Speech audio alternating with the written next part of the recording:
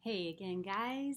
Week 5, Tuesday, we are working on the Smet, South Dakota, a little town on the prairie. And yesterday's video, we did numbers 1 and 2. So now we are going to do numbers 3, 4, 5, 6, and 7. Okay, so we left off here yesterday. We just recap.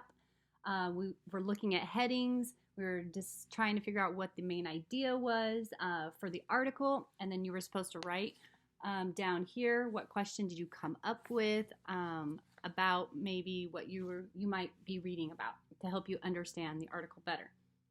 All right, so I'm going to read to you, and whenever we get to a question, I'll stop and we can answer the question.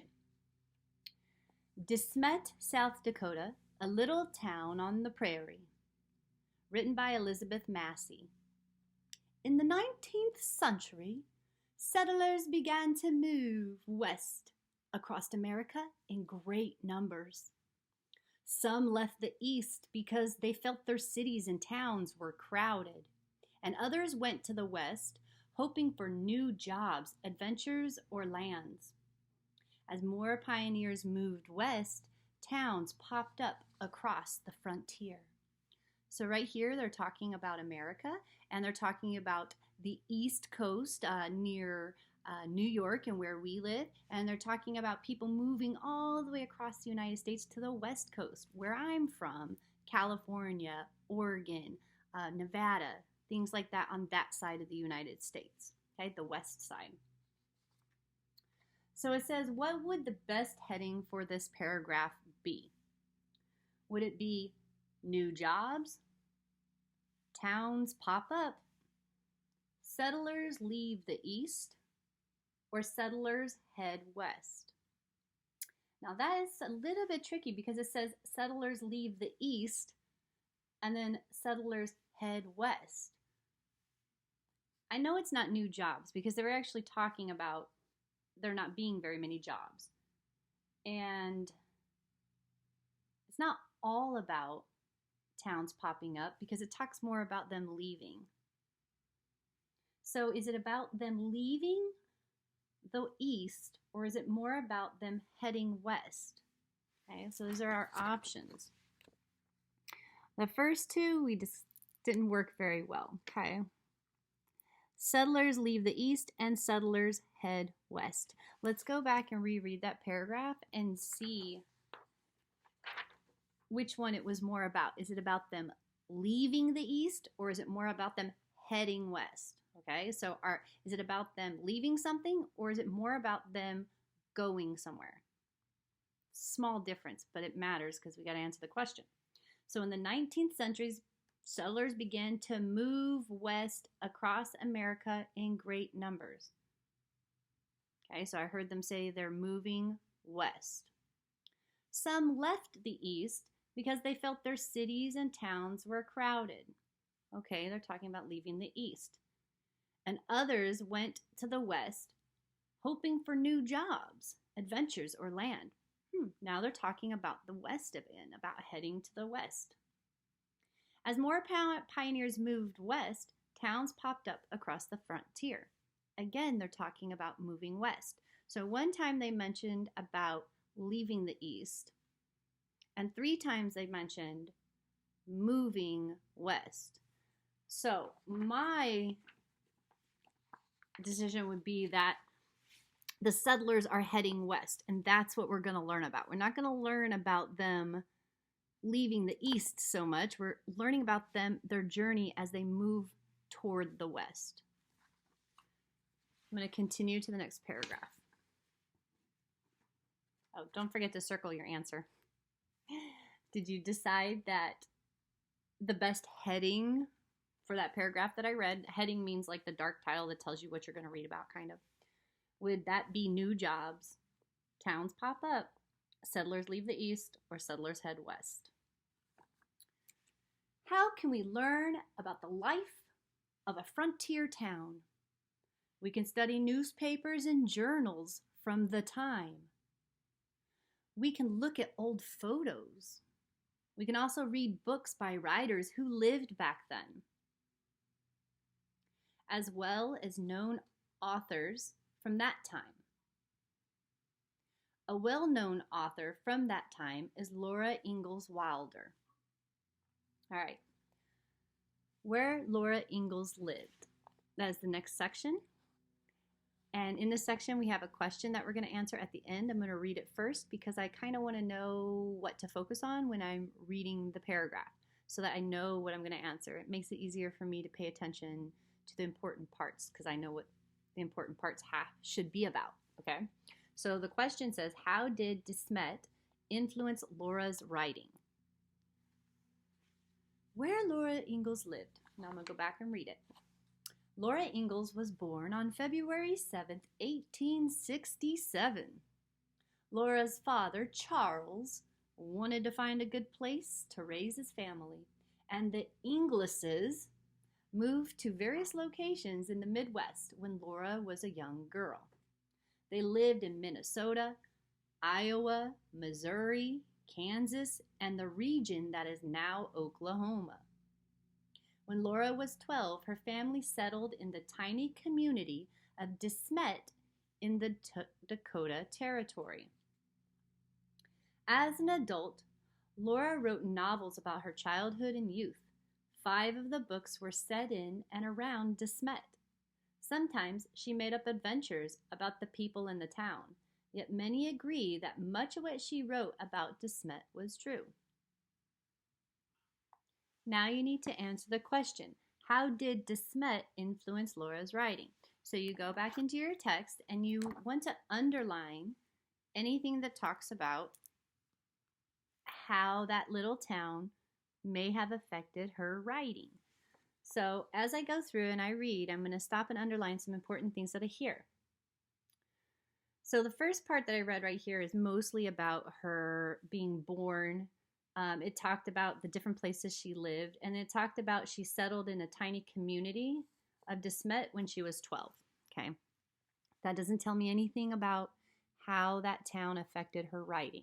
Okay, so nothing from this first part of this section has anything to do with answering this question. I wouldn't add any of those details. The second part says, as an adult, Laura wrote novels about her childhood and youth. 5 of the books were set in and around De Smet. Do you know what that means, to be set in? It means that's where it took place. So her stories, her setting for her stories was De Smet, the little town that she had lived in when she was a little girl. And a lot of times it says she made up adventures about people and the town. Yet many agree that much of what she wrote about De Smet was true. So she was writing about the city that she lived in, and people said way back when.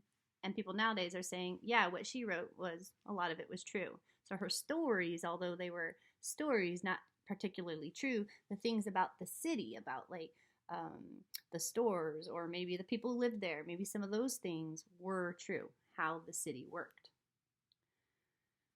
So how did it influence her writing? Well, what did she do? She wrote 5 of her books that took place in De Smet. So De Smet influenced her by giving her a place to write about. She used De Smet as the setting for many of her books. So I'm going to write that sentence down. So what I wrote was that Laura used De Smet as the setting for her books. That's how it influenced her writing. She used that little town as a place of where she got her characters, and where she got what the town looked like in her books and everything was based off of De Smet. The next part of our reading is going to be this section here, the little town of De Smet. On the next page, you're going to see there are 2 questions that you need to answer in order to do this part of the assignment.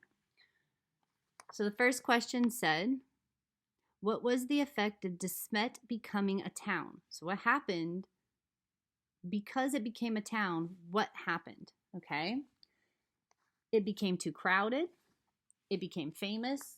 Settlers moved there, and the first sheriff was elected. Now I can't answer this yet. I haven't read it. but I want to know what I'm looking for. So I know I'm looking for the effect. Okay, so I'm going to line effect. I'm looking for the effect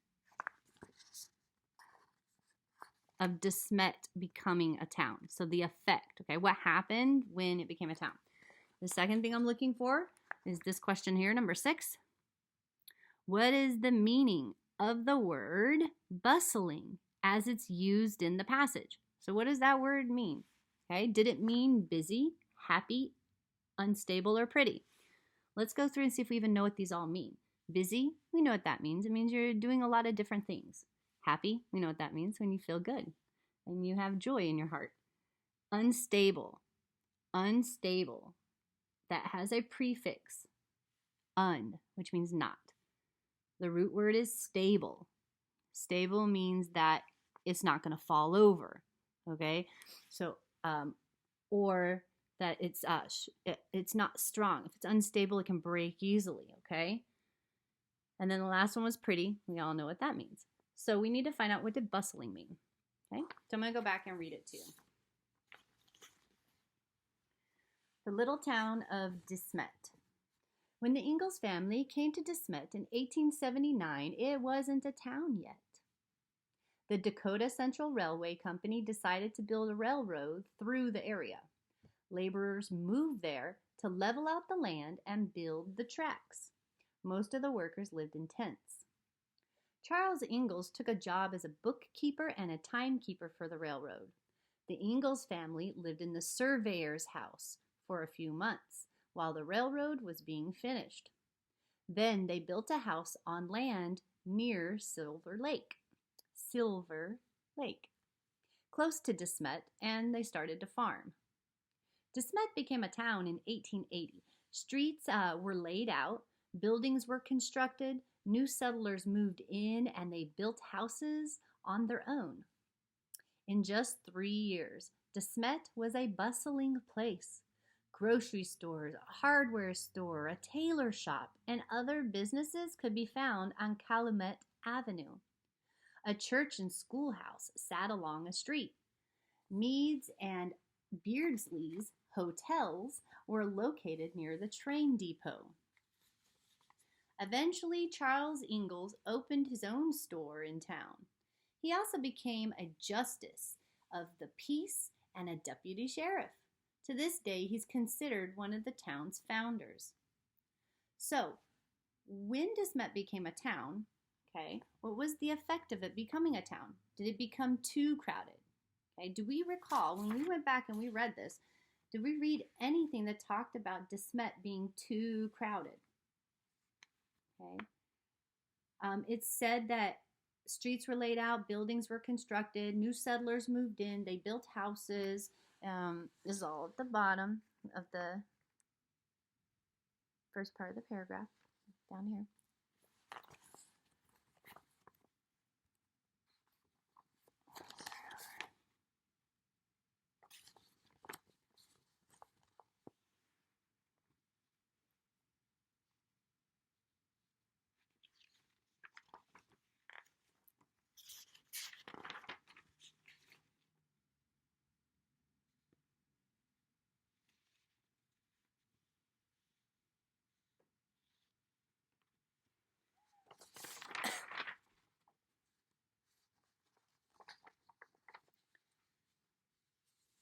So question number 5 asked us, what was the effect of De Smet becoming a town? If I go back into my reading, I can find some words that specifically tell me what happens when it became a town. It says De Smet became a town in 1880. Okay, so we wanted to know when it became a town, what happened. So let's look at the area where it tells us when it became a town, because it might tell us what happened right after. De Smet became a town in 1880. Streets were laid out, buildings were constructed, new settlers moved in, and built houses of their own. Okay, so what happened when it became a town? Did it become too crowded? Did it say anything about there being too many people? No one can live there. There was no space. No, didn't say that. So I would slash that trash. Okay. Yeah, I like slashing trash. Slash it. Did it become famous? Did it say anything about Desmote? Did I say that right? Desmet becoming famous. Did it say anything at all? I don't remember it saying, and it became national news that Desmet was a city. It didn't say anything like that. It just told us that streets were laid out and that buildings were constructed and that new settlers moved in and built homes and so on. Okay, so it didn't become famous. So I'm going to slash that trash as well. The second part says settlers moved there. Well, it's right there in the text. Look what it said. We underlined it. It says right there, Desmote became a town in 1880, and then down there, new settlers moved in. You can see that right there. Okay. So I was able to find that text evidence. So I'm going to actually just put a star on my answer, because what if the next answer is an even better answer than that one? So I feel like that's the right one. I've got my evidence. But I'm going to read my last one just to be sure it's not that one. And maybe I can make sure I didn't think something wrong. So then the last thing it says, the first sheriff was elected. So right after they became a town, doesn't mention anything about a sheriff being elected. Now it does mention a sheriff being elected, but it says eventually Charles Ingalls, okay, opened a store, and then it talks about how he became a deputy sheriff. Okay, so it talks about it, but is that what happened right after Desmet became a town? If it happened right after, it wouldn't say eventually. So him becoming a sheriff officer, or deputy sheriff, excuse me, happened way after it became a town. So he didn't become a sheriff just because Desmet became a city or a town. He wasn't like, oh, here's the town of Desmet, yay. And then he goes, you know what? Because Desmet is a town, I want to be a sheriff. That's not what happened, okay? Because Desmet became a town, we were correct. A lot of settlers began to move in, and it talked specifically about them buying homes, about businesses, starting businesses. They had grocery stores, tailor shops, all those things. All because all these people started moving in when they became a town in 1880. Number 6 asks you, what is the meaning of the word bustling as used in the passage? So it's right here. Okay. If we go back into our passage and find the word bustling, we find it on this second page here under the heading of the little town of Desmet.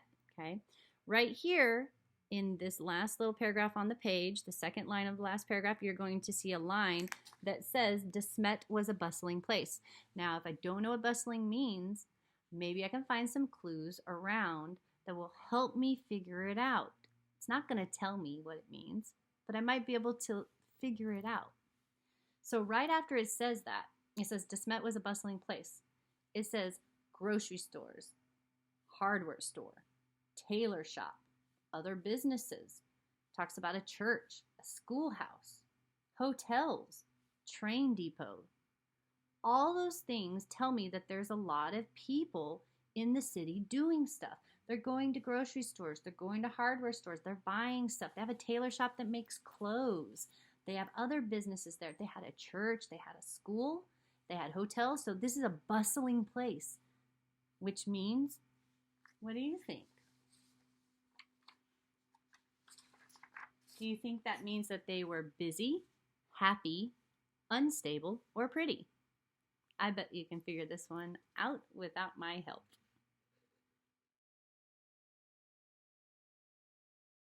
You're right.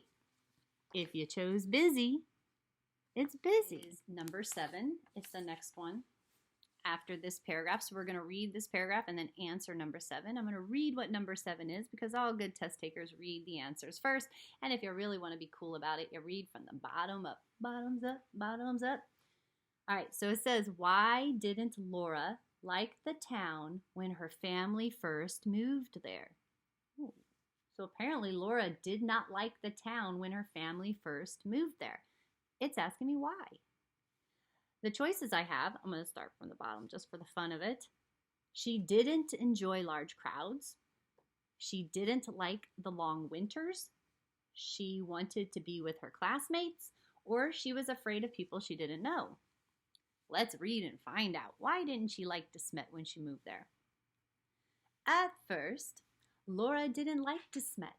In her book, The Long Winter, she writes, she dreaded going to town because so many people were there. I'm going to underline that because that relates to my question. She was not exactly afraid, but strange eyes looking at her made her uncomfortable. She preferred the wilderness. As time went on, she began to feel at home. She grew closer to her classmates and befriended the kind Mr. and Miss Boast. She got to know Brothers Royal and Almanzo Wilder as well. She married Almanzo in 1885. There was also a sense of community among the town citizens. They would stop to chat along the streets. They visited each other in the shops. Everyone pitched in to help those in need. So, number 7, why didn't Laura like the town when her family moved there? Circle your answer and check and see if it matches mine. Find text evidence, underline it.